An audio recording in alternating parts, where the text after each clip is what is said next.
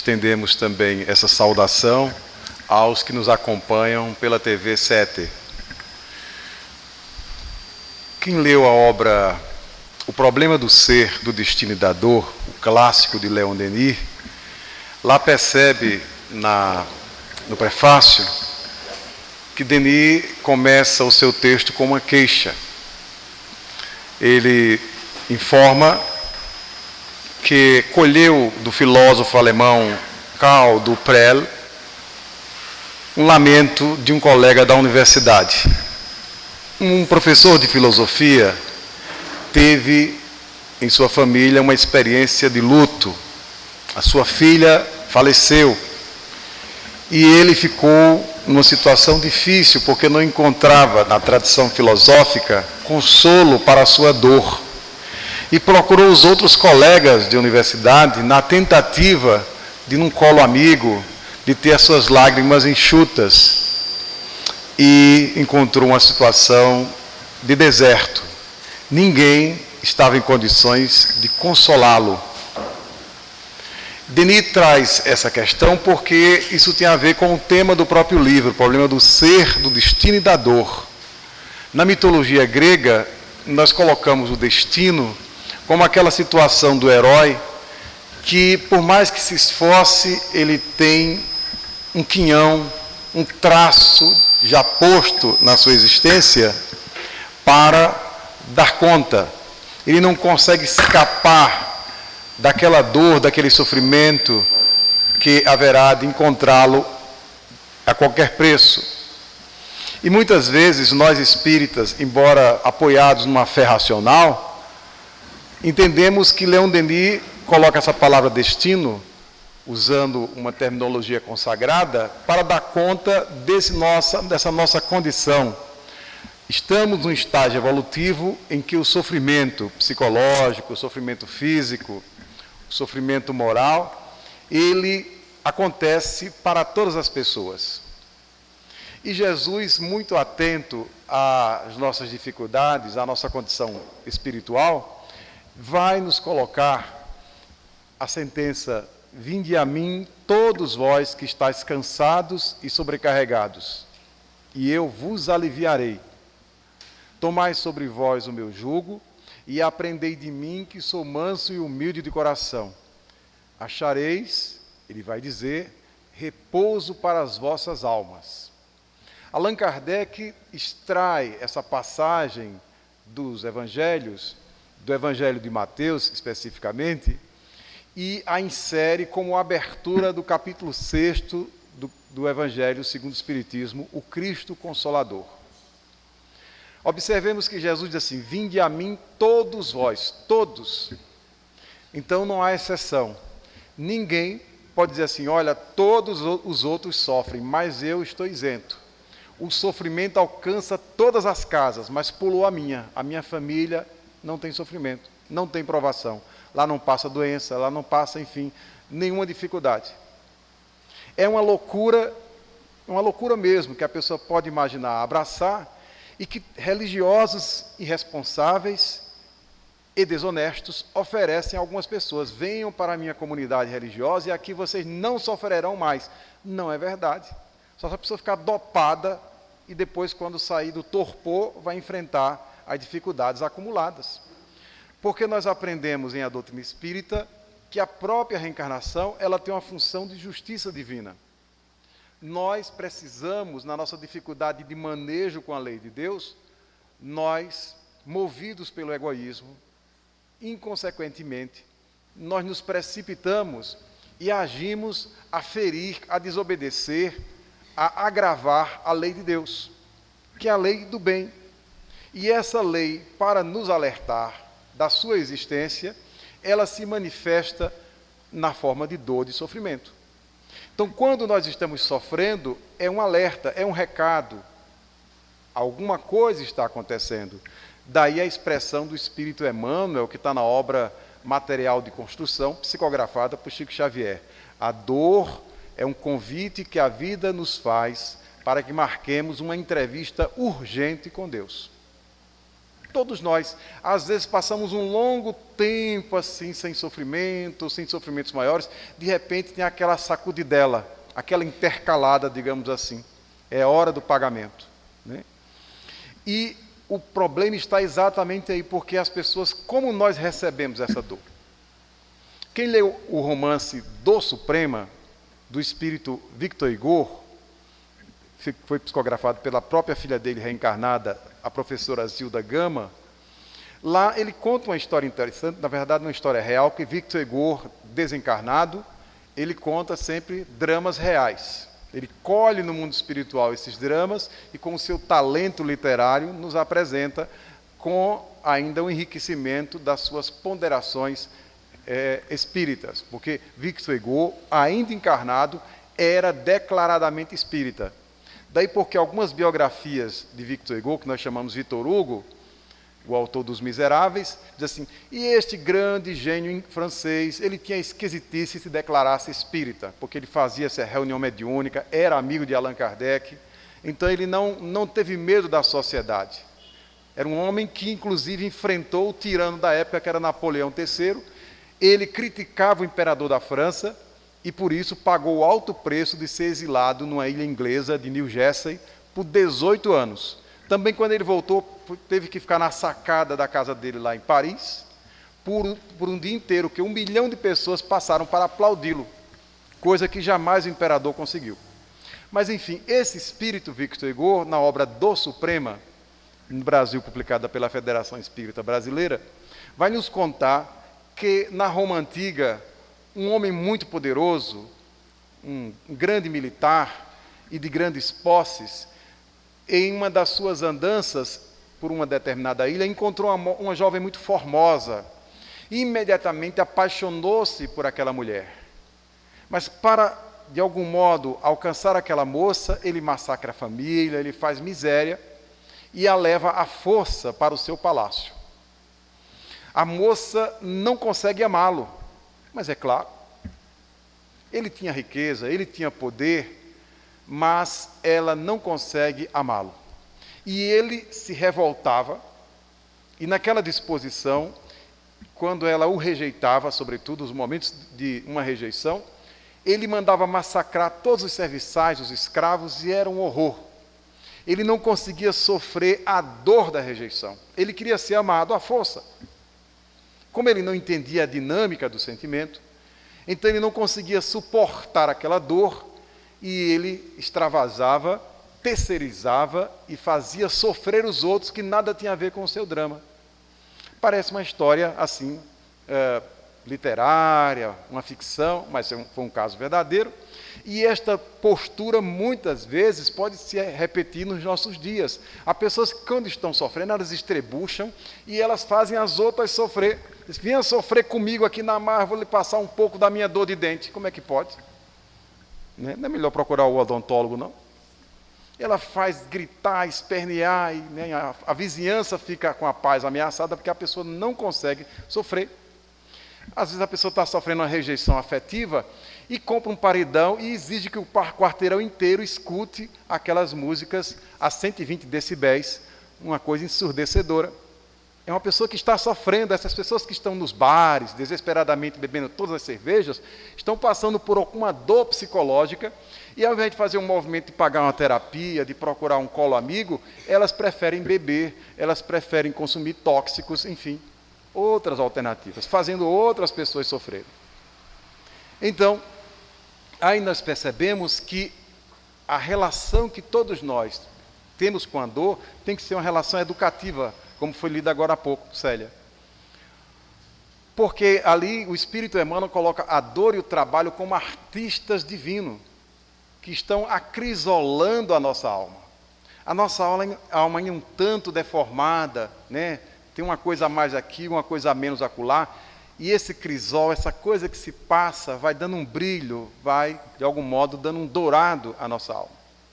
Quando a pessoa rejeita a dor e o trabalho, naturalmente, ela faz uma escolha muito infeliz, porque ela está se atrasando numa perspectiva evolutiva. Nós precisamos da dor e do trabalho. Naturalmente, nós não precisamos procurar a dor. a doutrina espírita vai nos informar que a gente deve conhecer a lei de Deus, o Evangelho é uma explicitação da lei de Deus, a gente deve viver o esforço de viver conforme essa lei, porque quando agimos em harmonia com a lei de Deus, não haverá o retorno na forma de sofrimento. As dores que atravessamos atualmente, elas têm suas matrizes no passado. Daí porque Allan Kardec, no capítulo 5º do Evangelho segundo o Espiritismo, coloca lá causas atuais das aflições e tem uma outra seção, causas anteriores das aflições. Porque muitas vezes a pessoa, ela faz uma investigação, ela faz uma anamnese, ela faz uma retrospectiva da sua vida e diz, bom, estou sofrendo agora. Mas, se eu estou sofrendo agora, o que é que eu fiz de errado na atual existência para estar passando por essa dificuldade? Às vezes é até uma disfunção orgânica. Alguém, por exemplo, abusou de determinadas comidas e hoje está sofrendo uma gastrite, alguma coisa assim. Aí ela faz uma retrospectiva. Né? Às vezes uma dor num determinado órgão e outro. Quando a pessoa é muito honesta, diz, eu encontrei. Naquela época eu abusei muito desse departamento aqui. Hoje estou pagando o preço. Né? Mas, às vezes, a pessoa faz essa retrospectiva muito honesta e não identifica na atual existência nada que justifique aquela dor. Aí, quem não acredita em reencarnação vai se achar ou um injustiçado ou qualquer outra possibilidade. Mas o espírita diz, bom, se Deus é justo e se eu estou passando por essa dificuldade, logo, e se a matriz, se a fonte, se a causa não está na atual existência, com certeza estará em outra. Sobretudo quando nós encontramos essas anomalias, essas dificuldades na infância. O que fez aquela criança para sofrer, para nascer naquela dificuldade tão grande. Então, né, as pessoas usam até expressões engraçadas, será que eu joguei pedra na cruz para poder sofrer tanto, etc, etc. Aliás, essa expressão tem uma certa validade. Por exemplo, quem lê a obra Memórias de um Suicida, do espírito Camilo Castelo Branco, lá tem uma determinada seção que diz assim, a causa da minha cegueira. Porque nós sabemos que Camilo Castelo Branco, ele foi o maior escritor português, né? O primeiro escritor a viver, né, da própria literatura, porque antes a literatura era diletantismo, a pessoa era rica, fazia poesia, escrevia romances, mas Camilo Castelo Branco, com Amor de Perdição e outras obras, ele vendia tanto em Portugal, seus livros vendiam tanto, que ele sustentava toda a família com o dinheiro dos livros. Então foi o primeiro escritor de língua portuguesa a viver da própria literatura. E Camilo foi caminhando para a cegueira. E ele foi se desesperando, porque diz assim, se eu ficar cego, eu tenho vários filhos, inclusive um doente mental, que era Jorge, tem um outro lá complicado, eram filhos complicados. O que vai ser da minha família? O que será de mim? Quando ele soube lá do oftalmologista da época, em 1891, que ele haveria de ficar cego irreversivelmente, então ele dá um tiro no ouvido e se mata de forma trágica, né? Ali mesmo. O romance, o texto, Memórias de um Suicida, psicografado por Dona Ivone Pereira, vai mostrar o drama desse espírito. E aí a gente vai avançando, aquela coisa toda do sofrimento dos suicidas, mas na última parte ele tem acesso às causas da sua cegueira. Ele vai dizer que por perversidade, alguns séculos atrás, ele cegou um homem, apaixonado que era pela sua prima, essa prima já era casada com esse militar, ele sequestra esse militar, ele impõe que a sua prima tinha que servi-lo até sexualmente, ela resiste, depois que ela cede, ele diz, agora eu vou devolver o teu esposo. Mas ele devolve o rapaz cego, sem a menor necessidade. Mas aí, ele era rico à época, tudo passou bem, não foi criminalizado. No entanto, a lei, ela é rigorosa. Aquela cegueira que ele impôs ao moço, estava na matriz, ele criou um nódulo de culpa dentro dele mesmo. Mas o próprio Camilo vai identificar um nódulo de culpa ainda maior, porque no tempo de Jesus, ele vai dizer que na semana da crucificação de Jesus, ele era um bandoleiro, chegou em Jerusalém, e ali começou a gritar que Jesus deveria ser crucificado. Então ele tinha consigo 2 nódulos de culpa profundos. Às vezes a pessoa diz, mas você parece que tem um complexo de culpa tão forte, e normalmente tem mesmo. E esse complexo de culpa não foi adquirido na atual existência. É um crime grave, um crime que muitas vezes nós não conseguimos construir ainda um processo de auto-perdão. E a pessoa se flagela, ou quando está mais evoluída, mais madura espiritualmente, quando o sofrimento chega, a pessoa o abraça naquela expressão poética do espírito Joana de Ângeles, psicografada por Divaldo Pereira Franco, quando diz assim, ama a tua dor. Porque nós temos uma cultura de rejeitar a dor. Por que esse boom de farmácias por aí? Porque a farmácia é assim, vem aqui e a sua dor desaparece. Você entra na farmácia na esperança que a sua dor de cabeça vai ser resolvida com aspirina ou qualquer outra coisa. Ninguém chega na farmácia, olha, eu estou com uma dor aqui e quero me manter com ela. Aí vai lá e... Não faz sentido. A pessoa vai lá, o farmacêutico, que é aquele, né, Santana, aquele médico de plantão, que não tem CRM, mas ele dá uma de médico, olha, vá levando também isso, aquilo, outro. Isso alivia? Alivia. Mas o alívio é mais rápido ou lento? Esse aqui alivia mais, é imediato. Pode ver o comercial que tem na TV, ó, tome esta coisa e isso vai lhe aliviar imediatamente. Né? Mostra lá a química do medicamento. Então, estamos vendo aí. Agora, com essa história da coronavírus, ninguém tem medo do vírus coronavírus, ninguém dá dó, olha, se ficar com coriza, e se eu desencarnar, e se eu não sei o quê, como se fosse uma coisa de outro planeta, e se fôssemos marcianos e merecêssemos um planeta que nem tivesse vírus mais. Já teve, por exemplo, a influenza, né? Aqui no Brasil nós tivemos um homem que era todo amor, um espírito que tem uma história de serviço à humanidade enorme, que foi Eurípides Bassanufo. E Eurípides Bassanufo desencarnou com a gripe espanhola. Qual é o problema? Para um materialista, coitadinho, um homem serviu tanta gente lá em Sacramento, em Minas Gerais. Olha que homem bom, olha que final triste, morreu com a gripe espanhola, né? Será que Deus é justo? Porque um homem bom recebeu a gripe espanhola.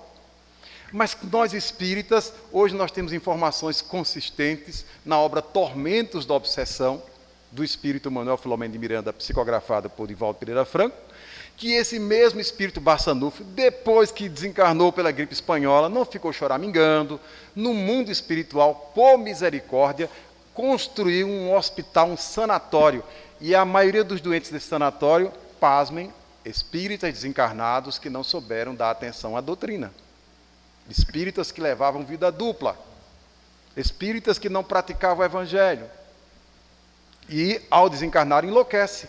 E Eurípides Bassanufo os acolhe. Né? Então, o materialista, desencarnou, acabou. Não, ele continua e continua trabalhando no bem. E se disser, Eurípides, lá embaixo, você tem agora, não tem a gripe espanhola, mas tem uma tal de coronavírus. Ele não vai dizer, eu vou novamente, qual o problema? Né? Ele não teme sofrimento. Esse mesmo Eurípides, que foi Lavater, né, que teve tanta contribuição ali no finalzinho do século XVIII para o século XIX, e outras páginas bonitas que ele contribuiu para a humanidade. Então, é muito importante que a gente possa avaliar, quando a dor me chega, como é que eu a recebo? Normalmente, a primeira postura é aquela, isso não é comigo, Deus é injusto, eu não mereço isso. Eu pago os meus impostos, eu estou todo certinho. Agora, esse meu vizinho, esse aí, merecia isso e mais alguma coisa. Ele está feliz, está saudável, e eu aqui estou com um coronavírus ou qualquer outra corona dessas. Né? Deus é justo? Não é? A pessoa se revolta. E aí, ao invés de aceitar a dor, acha que Deus errou o GPS, né? Errou a latitude e a longitude, e que caiu a bomba na casa dele, não de quem merecia, no entendimento dele, porque ele tinha uma visão materialista, ele acha a unicidade da existência, que ele passou a existir no momento em que ele nasceu, ou que houve a fecundação que gerou a sua vida. Mas nós espíritas não temos essa compreensão, nós adotamos um modelo que admite expressamente, desde Platão, aliás, desde Pitágoras, que temos a pré-existência do espírito. O espírito existe antes de mergulhar na matéria. O espírito existe independente da matéria. Vivemos nas colônias espirituais, vivemos no mundo espiritual, que é a nossa pátria espiritual. Estamos aqui exilados momentaneamente. A gente está aqui usando uma bolsa de estudos, daqui a pouco vamos terminar, né? Devolveremos a bolsa, vai encerrar o ciclo, né? Se aprendemos bem ou não a questão da educação, aí o aproveitamento vai correr por conta de cada um. Mas é interessante isso, essa postura, a pessoa, não, eu não mereço essa dor. Mas há outros que já dizem, não, deve ter alguma razão de ser para eu estar sofrendo. Mas o que é que eu faço com a minha dor, com a dor que me chega? Essa é uma questão importante. Eu vou ficar resignado, e como é essa resignação? Joana de Ângeles, espírito, vai dizer para o Divaldo Pereira Franco que nós devemos exercitar a resignação ativa. Ela está pedindo uma proatividade, a pessoa admite que aquela dor é necessária e começa a manejá-la. Como é que eu posso tornar essa dor menos intensa? Como é que eu posso aproveitar essa dor? Quando nós fazemos esse exercício, nós começamos a abrir a nossa mente para uma consolação. Porque quem sofre precisa de consolo. E nós não podemos discriminar ninguém. Porque houve um período que as teologias cristãs queriam propor que o consolo era para os pobres no sentido material. Ou seja, uma leitura ao pé da letra do Evangelho de Lucas, que Jesus veio para os pobres. Que ele veio para os pobres, veio para todos. Observemos, por exemplo, quem leu a obra há 2000 anos do Espírito Emmanuel, psicografada por Chico Xavier. Lá nós temos um homem muito orgulhoso, que é o senador Publio Lentulus, né? E Jesus, eles estão ali, são contemporâneos, eles estão na Galileia, eles estão em Cafarnaum. O senador Publio Lentulus, ele tem um drama familiar, ele tem uma filha, a filha Flávia, uma lepra. Tem um filho Marcos, vai ter depois um segundo drama, que é o rapto do seu menino Marcos. Mas ele tem uma menina linda, mas essa menina está com lepra. Imaginemos, alguém nasce num berço de ouro, filha de um senador romano, e não era um senador qualquer, ele era o principal senador da República, porque ele tinha contato direto com o próprio Tibério César, que era o imperador da época. Ele tratava na ilha de Capri com César, ele foi um preposto de César, mandado para a Palestina. Era um homem de uma autoridade, de um posto elevadíssimo. E ele não sabia o que fazer, porque ele, com os seus recursos, já tinha contratado todos os médicos da época, tudo que era beberagem possível, o que era unguento, e nada revertia aquele quadro de lepra da pequena Flávia. Mas dentro de casa, ele tinha um espírito excepcional, que é a sua esposa Lívia. E as notícias correm e chega ao palácio do senador Publio Lentulus, que circulava pelo povo um certo profeta, um Messias, Jesus de Nazaré. Mas aí é uma dificuldade para o senador entender isso, porque ele, sendo um romano, diz assim, os judeus não é gente. Como é que pode vir uma capacidade de cura superior àquela dos médicos romanos? Mas a fé da sua esposa insiste de tal modo, em determinado momento, a própria filhinha Flávia diz, papai, eu quero ver o profeta.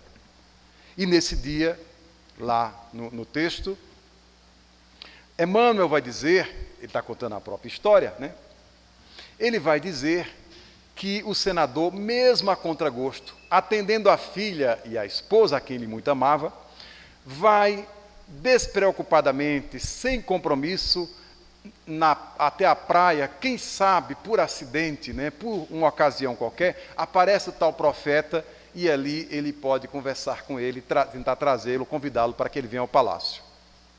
E aí, Publio Lentulus sai ao cair da tarde, as pessoas estranham aquele senador circulando sozinho pelas ruas, e quando ele chega ali no lago de Genezaré, me procuras, senador? Ele fica impactado. É Jesus quem se apresenta e lê o seu pensamento. E Jesus vai dizer que ele está tão engolfado, o senador está tão engolfado no orgulho, que ele não consegue entender que aquela é a grande ocasião, porque aquele senador é um velho criminoso reencarnado. Quem vê o sonho que ele tem lá e conta para Flamínio Severus sabe disso. Então, ali era o grande momento da guinada para o senador, mas o nível de orgulho dele era um bloqueio, como acontece com todos nós. Às vezes nós estamos maduros para o grande salto, mas o orgulho trava e a gente perde a ocasião, perde a promoção espiritual, digamos assim. Aí, depois de muito tempo, Jesus vai dizer, né, entrando no pensamento do senador, o senador era tão prático, era um típico romano, assim, se ele chegar, como é que a gente vai se entender? Porque eu não sei o aramaico, eu não sei a língua dessa gentalha, né? E Jesus fala diretamente com ele, né? Quer ouvir em latim, senador? Fala em latim. Imagine Jesus, alguém, né, questionando as possibilidades linguísticas de Jesus. Mas aí o senador escuta o mestre e Jesus é claro, eu estou aqui não por você, mas pela fé da sua esposa. E o que acontece?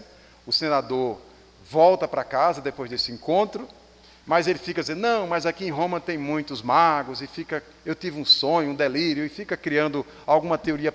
Naquela época não tinha psicanálise, né? Aí alguma coisa para poder dar conta, tem que justificar o negócio. Aquela coisa em comum. Chegando em casa, a filha Flávia está limpa da lepra. Todos festejam, mas o senador ainda fica criando elucubrações justificativas. A gente percebe que aquele homem, ele só vai ser quebrado no seu nível de orgulho para começar a aceitar a dor depois que ele fica cego no ano 70. Não é isso?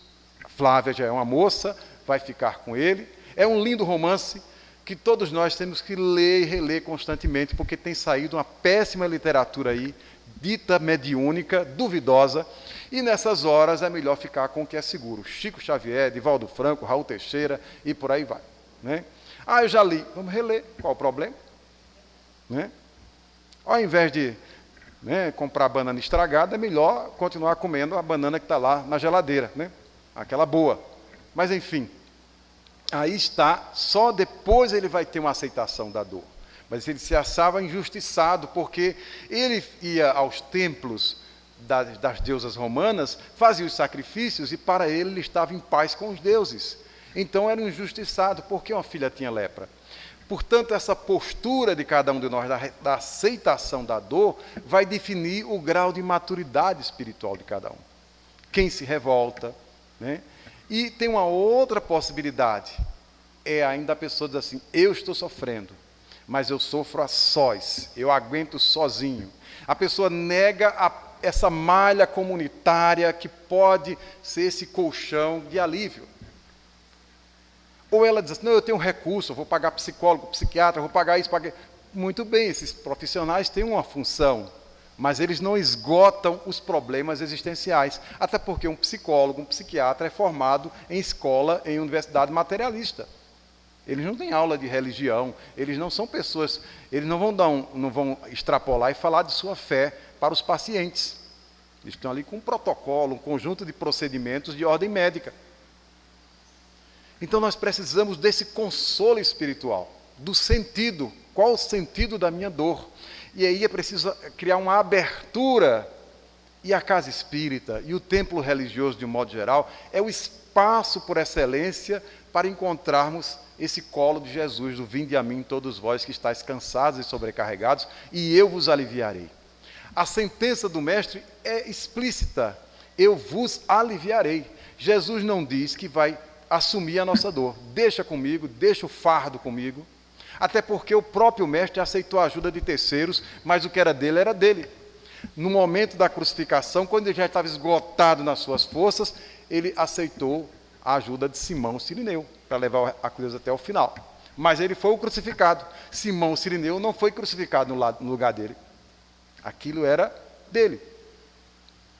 Então, a atitude de aceitar a consolação pressupõe uma humildade. Eu sou limitado, eu preciso de um suporte, eu preciso de um colo amigo, eu preciso compartilhar. E as casas espíritas têm até um trabalho psicoterápico, porque tem um atendimento fraterno, e quando o atendente está lá antenado, quando o atendente é maduro, ele faz esse trabalho e a pessoa sai confortada, vai para a casa espírita, volta melhor.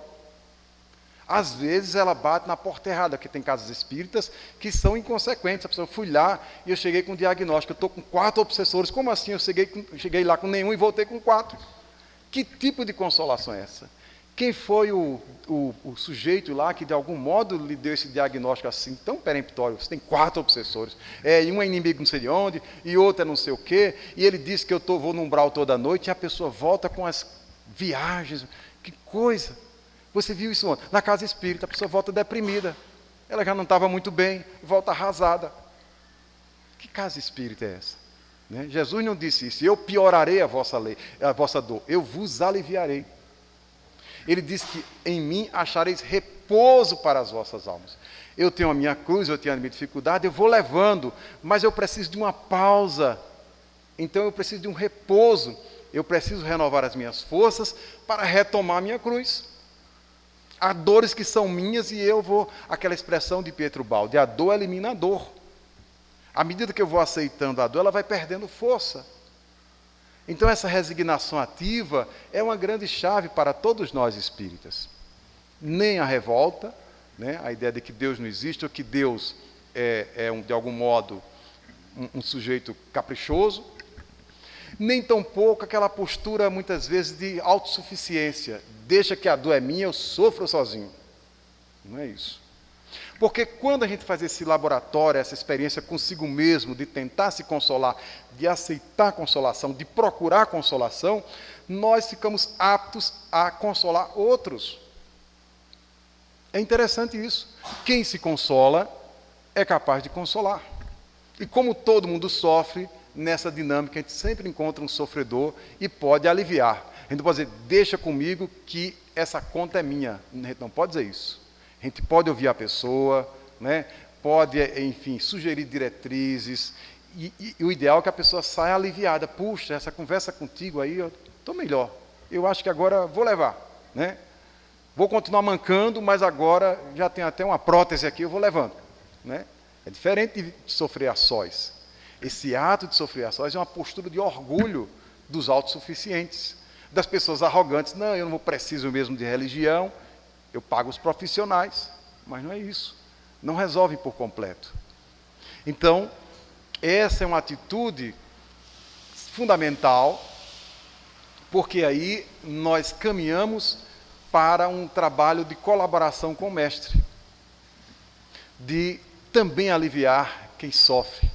Porque quem sofre, como dizíamos, quer um colo, quer um conforto, mas não pode ser um conforto mentiroso. Por isso que a doutrina espírita, e nesse capítulo 6 do Evangelho segundo o Espiritismo, lá Allan Kardec, depois que faz a transcrição do jugo leve, a expressão do Evangelho, depois o Consolador Prometido, na sequência, quando ele coloca lá advento do Espírito de Verdade e coloca várias comunicações do Espírito de Verdade, aí nós entendemos o peso da consolação espírita, porque é uma consolação autêntica, sustentada na verdade. Consolar alguém com a mentira, a pessoa depois vai se desencantar. Em reunião mediúnica tem muita queixa, o Espírito chega lá, eu estou aqui porque me prometeram quando eu morresse eu estaria ao lado de Deus, num reino celeste. Um espírito orgulhoso, atrapalhado, criminoso, cheio de problemas, se achando, olha, eu sou um injustiçado, porque, aí diz lá, o religioso X disse que quando eu morresse eu estaria ao lado de Deus. Só se for algum deus grego, daquele da mitologia dos 12, Zeus, sei lá, né? Porque Deus, o Deus único, o Deus, né, que nós acreditamos, porque a pessoa merece. E quando a gente faz uma abordagem, diz, olha, veja bem, se observe, você merece estar ao lado de Deus, ver Deus na expressão lá da sentença do Sermão do Monte? Não, mas a minha igreja disse lá que eu, quando morresse, estaria ao lado de Deus. Eu estou cobrando isso aí. Né? Eu fiz tudo que era direitinho. Né? Normalmente é uma pessoa, aquela lógica, né, que a pessoa termina sendo atraída para o engano. Então, consolar com engano não resolve. Né? Melhor consolar com a verdade, né? Para isso definitivamente criar as bases para a pessoa, ela própria, ganhar autonomia e entendendo a razão da dor. Mas uma coisa importante é preciso estudar a lei divina para acertar mais e errar cada vez menos. Porque a fonte da dor está exatamente no erro, na expressão do Evangelho, na hamartia. Hamartia é uma palavra grega que quer dizer errar o alvo, que as pessoas traduziram por peccatum, pecado. Eu cometi um pecado. Né? Então, numa linguagem filosófica, eu cometi um erro. Eu mirei o alvo, né? E não sou muito bom de pontaria, e ficou muito distante, já fora daqueles círculos. Então, eu vou tentar de novo, mas eu não devo errar o alvo. Jesus encontrou muita gente que errou o alvo. Aquela mulher adúltera, o que é que ele disse? Mulher, onde estão os que te condenam? Todos se foram, Senhor, nem eu te condeno. Vais e não tornes a errar. Aprenda a respeitar a lei. Não fique em cima da faixa. Ele vai dizer assim, né? Não atravesse sinal vermelho, e assim vai. Ele está dizendo isso. Vais e não tornes a errar. No texto grego, a partir de agora, não erre mais. É o que ele está propondo. É claro que a pessoa vai se esforçar, é possível até que nas próximas tentativas ainda erre parcialmente, mas o ideal é que a pessoa aumente o seu grau de acertos. Sempre atento. E acho que hoje eu fui orgulhoso às 7 da manhã, às 8, às 9, às 10, na hora do almoço, eu acho que eu exagerei, enfim. E a pessoa vai se autorregulando. Não é preciso que haja um agente externo nos controlando, porque nós aprendemos com o Livro dos Espíritos, na questão 621, que a lei de Deus está na nossa consciência. Todo mundo dispõe daquele código do consumidor aqui, já está pronto. Não precisa nem ir procurando. Às vezes está no estabelecimento e a pessoa, cadê o código do consumidor para eu consultar? Essa queixa não é possível para o espírita. Está aqui dentro, está na consciência, já está no espírito, já veio de fábrica. Não adianta alegar desconhecimento. E o que é tudo isso? Os comentários do Evangelho, uma tentativa de explicitar o que já está na própria consciência. As religiões, os religiosos, de um modo geral, fazem um esforço para tornar isso mais vivo, mais claro, a memória mais viva. Então, é muito importante que a gente possa fazer uma avaliação. Como é que eu recebo a dor? E se as minhas práticas são maduras, são lúcidas, de modo que elas têm esse cuidado, assim, será que isso vai provocar dor? Será que isso vai provocar sofrimento? Porque, do contrário, né, a gente vai, muitas vezes, fazer uma escolha que necessariamente vai levar à dor. Mas quando eu conheço, já evito. E em ela chegando, onde está tudo isso? Primeira coisa, se libertar dessa ilusão. Todos nós passamos por algum sofrimento. Mas a diferença está exatamente na aceitação, na postura.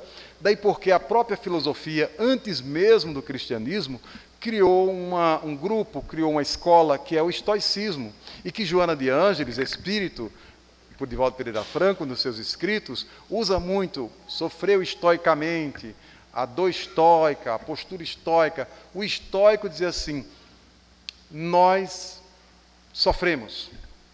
E o sofrimento tem alguma razão de ser, porque o universo para os estoicos não era uma bagunça.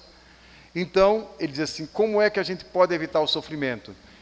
Começando a estudar a natureza e se comportar conforme a natureza. Eles, naturalmente, não tinham a fé cristã. Eles falavam em natureza, em logos. E o que acontece? Em chegando a dor, aceitá-la, porque ela perde potência exatamente na aceitação. Grande parte da nossa energia é lançada no abafamento, no tamponamento, na rejeição a uma dor que já veio fazer um trabalho de burilamento, porque ela foi chamada aqui de artista. Certa vez uma menina, uma criança, chegou num espaço, num ateliê, e ali ela encontrou alguns blocos de mármore. E achou aquilo interessante, os blocos enormes. Depois o seu pai, alguns meses depois, trouxe a mesma criança para aquele ateliê. E aqueles blocos de mármore já tinham sido trabalhados pelo cincel do artista. Eram estátuas belíssimas. Aí disse, eu não sabia que essa estátua tão bonita estava dentro daquele bloco de mármore. Mas foi o trabalho, né, do próprio escultor. Nós estamos fazendo esse trabalho de escultura da nossa própria alma, tirando esse excesso aqui de orgulho, esse aqui de... Aí vai tirando, a gente vai aformoseando a própria alma. Essa era a proposta de Sócrates. Ele, quando procurava os rapazes e se dirigia aos atenienses, lá na Apologia de Sócrates, de Platão, ele vai dizer isso. A minha missão é aformosear as almas. Sócrates, né, tem esse trabalho de tornar as almas mais formosas, mais belas. Todos nós, mas ele vai dizer que isso começa com conhece-te a ti mesmo. Enquanto nós nos desconhecemos, enquanto nós não nos assumimos nossos defeitos, as nossas qualidades, nós